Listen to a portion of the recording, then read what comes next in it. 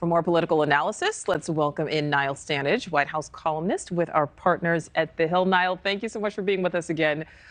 Governor DeSantis' new book drops tomorrow. He just finished this pro-police media tour to traditionally blue states. Is this anything but a precursor to his presidential run? Nope, I don't think it is. I think it's almost certain that he's going to run at this point. It would really be a seismic shock, Nichole, if Governor DeSantis did not contest the presidential election at this point. There's reporting that he's already staffing up. Kelly, in her report, mentioned the Palm Beach retreat, which seems clearly designed almost as a campaign in waiting or to whet people's appetite for that campaign. So no, I don't think there's really any significant doubt that he's going to run.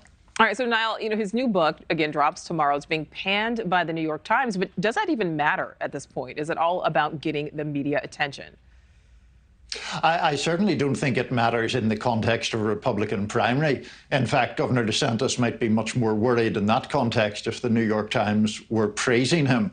He has clearly made it a sort of point of pride that he is so often at loggerheads with the traditional media or the legacy media or what he would brand the liberal media. So the New York Times disliking his book, I would imagine he would wear as a badge of honour.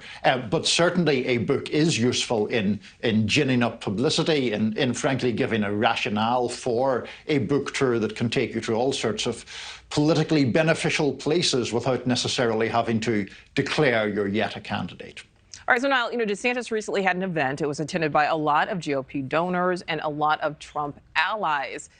Is Governor DeSantis successfully winning over that important MAGA base?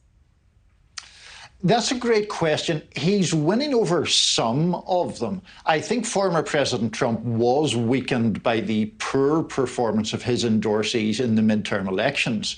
But I also think it's very easy to overstate all of that. Kelly again noted quite rightly that Fox News poll at the weekend, a 15-point advantage for Trump over DeSantis.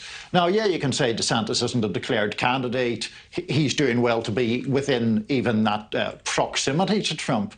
But it's still not great. I mean, Trump is still the front runner. And one point I'd make finally, Nichole, if this is a very large field in the end, if there are 6 or 7 or 8 credible candidates, that's very good for the former president and much less beneficial to any rival such as Governor DeSantis. We will certainly see what happens. All right, Niall, thank you. Thank you for watching. Go to newsnationnow.com to find NewsNation on your television provider. And don't forget to click the red subscribe button below to get more of NewsNation's fact-driven, unbiased coverage.